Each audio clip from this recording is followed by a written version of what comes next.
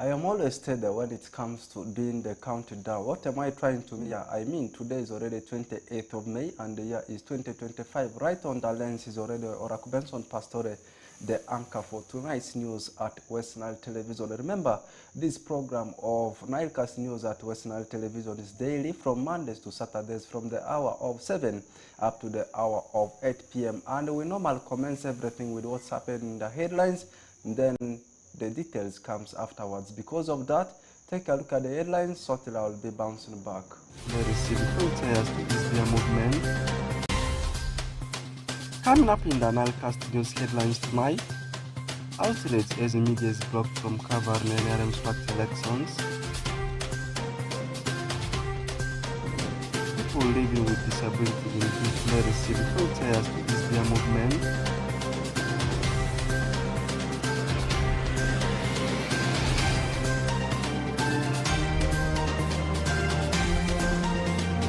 Lastly, smuggled the goods of the local businessmen in Ajuman confiscated.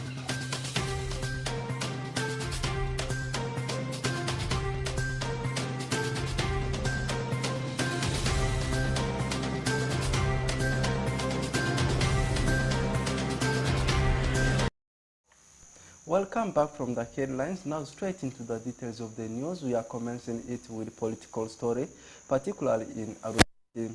Outrage as the media is blocked from covering NRM structure elections as the NRM continues with its structure elections at various levels across the country. In Arua City, journalists from numerous media outlets were today pushed out from covering the Arua Hill Division sub-county elections at the West Nile Regional Police Workshop. Faris Majid compiles the story. As the National Resistance Movement Party continues with its structure elections at various levels across the country, in Arua City, journalists from numerous media outlets were today pushed out from covering the Royal Division sub-county elections at the West Nile Regional Police Workshop. The act, by one unidentified as Mademaga, who is the public secretary, however, has attracted condemnation from the public and media practitioners who are now threatening to boycott the party's activities, since according to them, this is not the first time this is happening. These elections follow the recent restoration of the division structures after a meeting with the party's Secretary General, Right Honorable Richard Odong, as the elections had been affected in the area by the collapse of the divisions. Albert Onjoma, a journalist attached to Radio Purchase, who was among those pushed out from covering the elections, condemned the act. After allowing us inside, one of the party officials just came and dragged us out from the premises and that we are not allowed to cover the elections. So we tried to ask him. He said that the directive was issued to him to send the media away from covering the elections. So we don't know the exact reason why they are blocking media. Maybe they are hiding something that we don't know as media, but we really condemn their actions in the strongest terms. Relatedly, Opio John Paul, a journalist attached to Vision Group, who was also barred from accessing the premises, expressed concern over the act. It's so embarrassing if our role is being denied as journalists. This is not the first time we are seeing us denying the masses with important documents. I want to encourage the leaders to really know our role as journalists. Coming to cover a mighty party that we boast of, the party who is the custodian of this government, and only to be blocked in the internal issues. It is so embarrassing. How I wish all journalists in West Nile should boycott NRM activities covering it, because this is not something good. This is an internal party election, which we thought that they should lead by example. The leaders of the city journalists associations have also come out to condemn the act, since according to them it's a violation of the right of access to information. Access to information is a fundamental right, and giving information to journalists actually helps so much to close the communication gap and information gap to people who are outside, who are not in the circle of what activity is taking place. But now when journalists have been blocked or have been sent away from accessing information like this, it does not only affect the journalists who really need that information to spread, but it affects the people who are in the communities. For example, in this case, the NRM supporters, the party members, the general public, because they have challenge actually knowing what is happening there. And you realize this is also infringing with the access to information right. The journalists and the media, like we saw, are doing their work. informing, of doing their civic education, informing the people of what's happening. Because not all the community, the villages, and you can come here. So it's the work of the journalists and the media to collect information, to take it to the people, the grassroots, to know what is happening. Because without them, no one will know. And so the decision, the local don't make an informed decision without knowing what's happening here. Meanwhile, in response to the concerns of the journalists, Angupale Swadikalemi, the Deputy Resident City Commissioner in charge of Central Division in Arua City, on behalf of security, expressed dismay over the act, has intervened by granting them access to the premises to follow up on the proceedings. I think before I arrived here, I want to condemn the situation where the media was not allowed to come in, because the media plays a key role. The public want to know who has won elections. For that regard, I want to sincerely say that it was a wrong decision to send the media away, because this is unfortunate. The National Resistance Movement Party structure elections in Arua City will continue tomorrow for the remaining positions at the city level. Farish Majid, reporting for West Nile TV, NILECAST. Away from that, moving to the journey to Namgongo, drivers are asked to respect the Namgongo pilgrims on Kampala-Gulu Highway. This was observed right from Nebi to Matuga in Wakiso district as a car speeds up by horning at pilgrims to get out of the way, and this often disrupts pilgrims with their journey. Alfred Jawok still continues to be with them, and he gives us the updates. As every year, thousands of pilgrims embark on a sacred journey seeking spiritual renewal and enlightenment. Some of the errant drivers on Gulu-Kampala Highway are not respecting foot pilgrims from West Nile, northern Uganda to Namugongo. This was observed right from Nebi to Matuga in Wakiso district as the car speeds up by honking at pilgrims to get out of the way, and this often disrupts pilgrims with their journey. Lieutenant Colonel John Kasule, commanding officer 9-3 Battalion in Bombo, urged the drivers to respect the pilgrims as they are not just pedestrians, but they are pilgrims on a sacred quest. Kasule added that they understand the drivers, they are in a hurry, but the pilgrims are on a spiritual journey which deserves respect on their path. He further appealed to the pilgrims to also be disciplined on the road. I've been with you all along, and our role as security is to provide security to you people, the pilgrims, all the way from wherever you came from, up to Namugongo. Here where we are, this place is called Kakerenge, and we are handing you over to one division that will push you up to Namugongo. My advice to the pilgrims, that when you are moving, you must keep always right, for just your security. And two, you must always move together for security reasons. And they also advise that where you are heading to, where you are heading towards the congested area, be very careful with the traffic. You're being guided by the traffic police and the army. They will guide you wherever you will go. Thank you. Catherine Apeo, a pilgrim, urges drivers to respect the pilgrims as small acts of kindness can make a big difference. Apeo narrated that since the pilgrims were handed over to Lero police, most drivers, especially government cars, are not giving respect to the pilgrims. As a pilgrim, the journey was so interesting, and I have learned a lot. Actually, there was enough time for us to meditate to God. And we were meeting friends. We were also welcomed very well. I got to know many churches and their culture, and the journey was generally nice.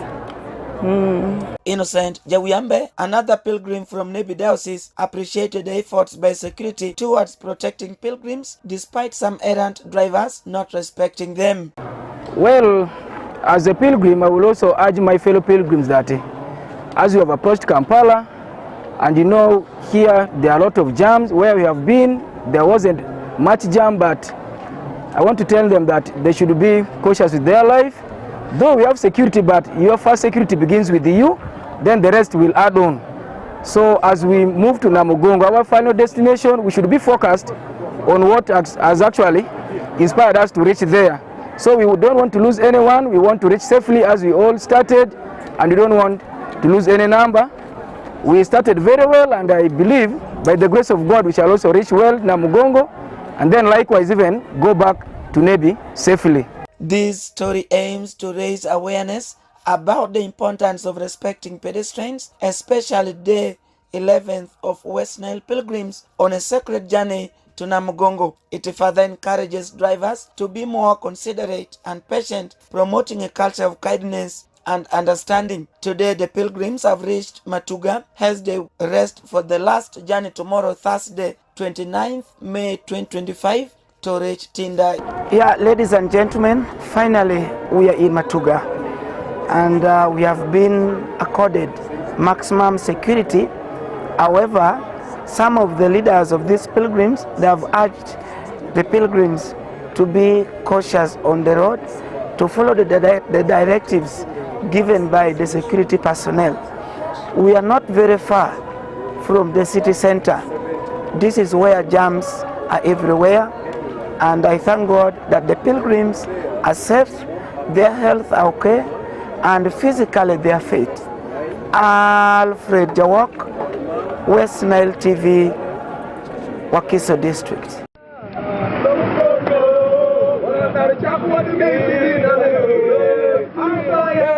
Away from that religious story into another story, this time across the Nile in Ajuman, people, not in Ajuman, rather in Moyo, people living with disability in Dufile receive wheelchairs to ease their movement, and this was on 27th of May 2025 so as to improve their well-being, especially easing their movement. Okumu Dominic is behind the story.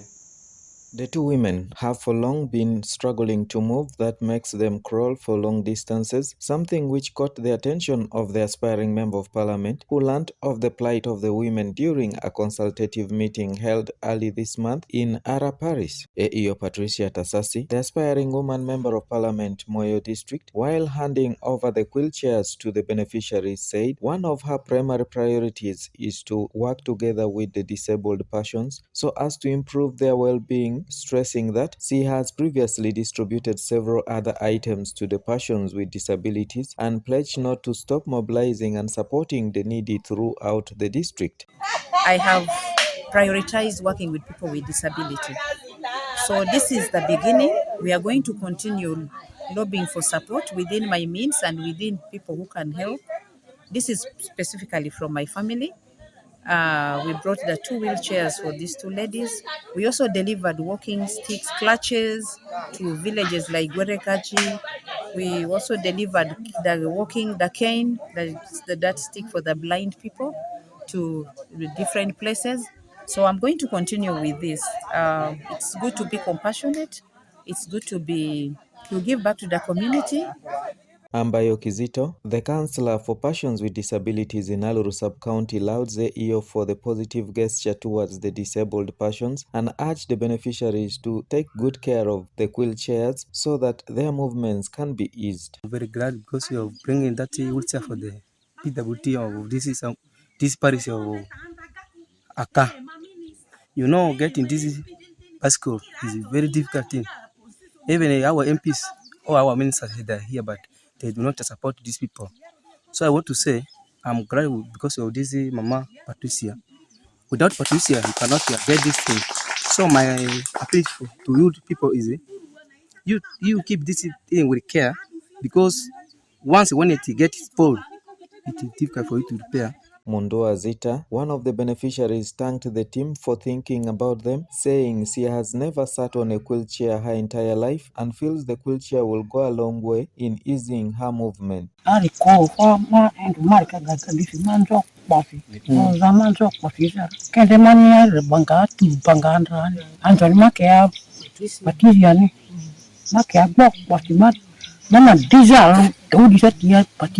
Mazakwe Chizela, another beneficiary, said she feels very excited because she will no longer struggle crawling like before and ask God's blessings for the gifts. Mariri. Sudah. Juru ayato ini na palanda kon. Anto nakale nakari yake o opi kodiani anraka. Juru area adu kengu riza maidi amation doruese. Dominic Anthony Okumu, West Nile TV, NILECAST. Away from that story, but still keeping the pace across the Nile, but this time in Ajuman district, smuggled goods of illegal businessmen in Ajuman district has been confiscated. The items that have been confiscated are petrol and tobacco. This has led to the release of live bullets and tear gas to disperse the mob in Una village, Pakra sub-county in Ajumani district. Onzima Alan compiles the story.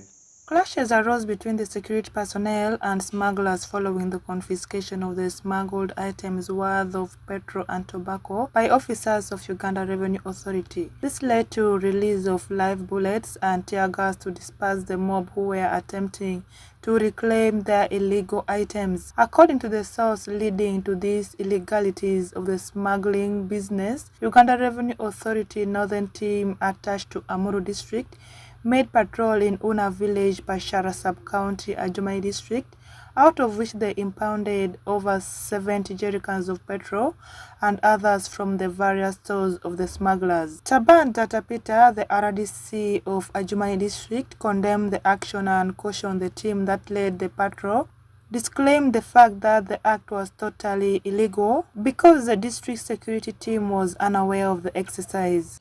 I'm Tamban Tatapita, the RDC of Ajuma.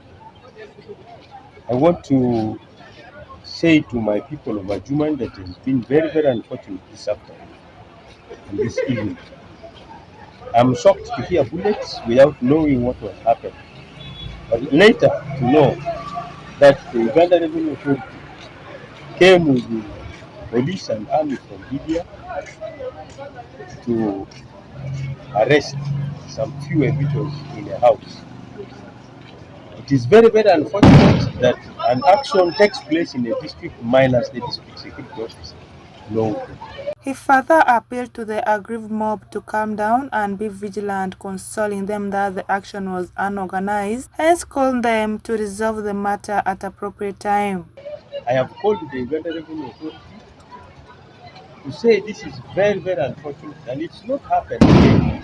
Should there be anything, there is a need for them to inform. And therefore I'm asking my people to be calm about the people whom they have arrested. We shall see how to remove them from the police. And about the few investigations, those are things that we can follow when we sit down and organize ourselves. So I call upon our people to be calm tomorrow.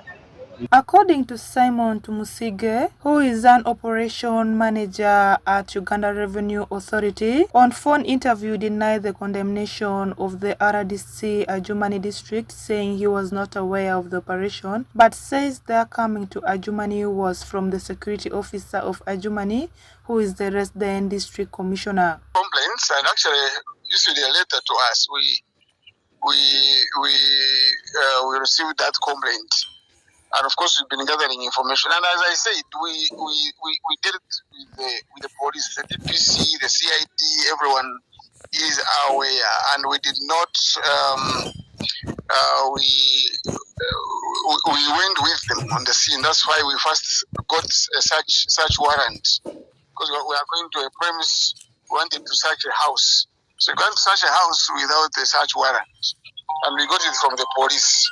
So I think about security issues, we've been coordinating well, and I'm sure he knows because we've even done many more operations in Ajumani. I think either he was maybe misquoted or something, but I'm sure he's aware about our operation. Irama Gift, a resident of Karoko village, Biyaya Parish, Ajumani district, who got shot by the strays, said yesterday he succumbed to bodily injuries during the operation.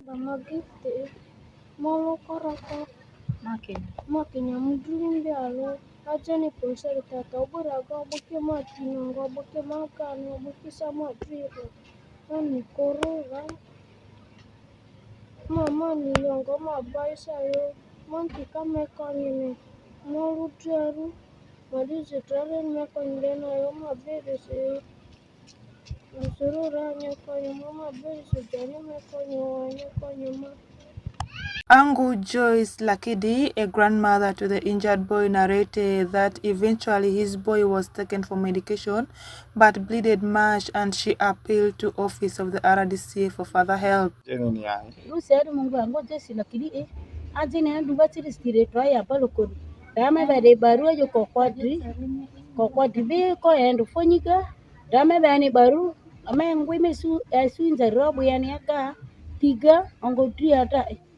Aodua da zianengo Kristo eroga ki blidi dako daini ni ayara disi ojo kole maya polisi ojo va kole.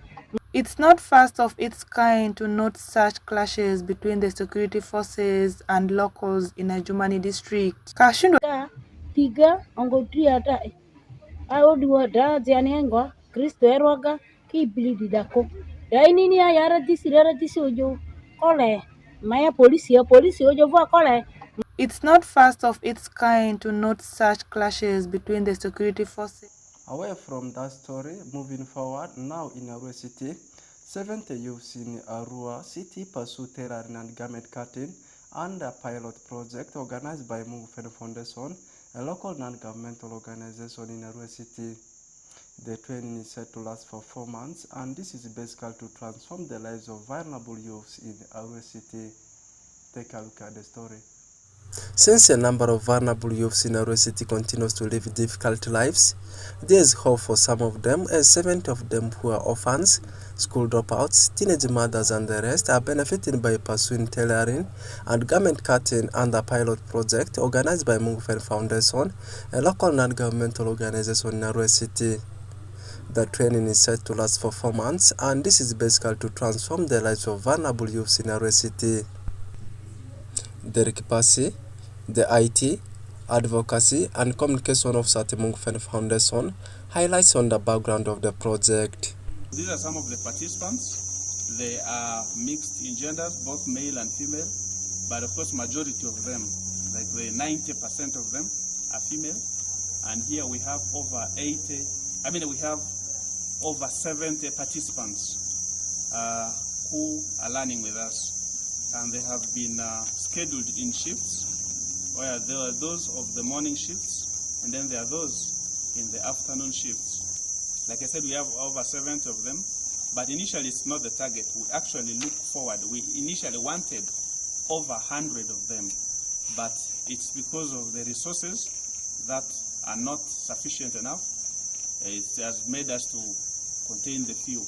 But in future, if we can have partners, if we can have friends and people of goodwill supporting this, we look forward to having more, because we believe once these are done, after the course, which is initially for 3 months and 1 month internship, we'll pass them out and have the next cohort, the second cohort. And we believe in the second cohort, we'll be able to have double of these numbers. Aman Sarah, the skilling instructor, laments on how the learners are performing in the sector. They have been here for 1 month, and in the 1 month, really we have done a lot with them. And they are really cooperative. I've liked the way they are doing it. I, as the instructor, I'm also happy for that. It has really shown to me that they are really serious, and that's the kind of students I like, and I know after here they are going to do better, and after here they are really going to stand on their own. Meanwhile, some of the trainees have expressed their gratitude upon joining this brilliant initiative. I am here to learn tailoring and garment cutting. I'm school dropouts. Before I joined this foundation, I really had no hope on life, because life out there is so hard, and I thought I was not going to make it in life. I really want to thank and appreciate the founder of Mungu Foundation for giving me this brilliant opportunity to study in this school. We have learned a lot, since we began here, I've seen myself now sewing so many types of clothes, and for that I am grateful. I know before I came here, I am a school dropout after having an accident. So I've learned really a lot from here. I know after here, when I leave from here to go out, I'll be a changed person, having a skilled training and being transformed. Hoffin Jakonga, the spokesperson at Mungfen Foundation, urges other stakeholders to join hands in supporting them to help these vulnerable youths. We need to be there for one another. I want to urge all stakeholders of change, of development, to come and join Mungfen Foundation in this cause, to come and support us. You can sponsor a kid, you can sponsor material thing, you can also offer us your volunteer expertise, but only have got one to see how we can impact. But all in all, we are looking at creating impact. First of all, this project was a need-based project, meaning we identify the needs with them, and we are trying to co-create the new development with them. The implementation is together. Mungfen Foundation is a non-governmental and non-profit organization established in 2011 in Arua City to support communities in education, sports, healthcare, vocational training and economic development sectors, but the pilot project, which offers tailoring and garment cutting, is basically for vulnerable youths.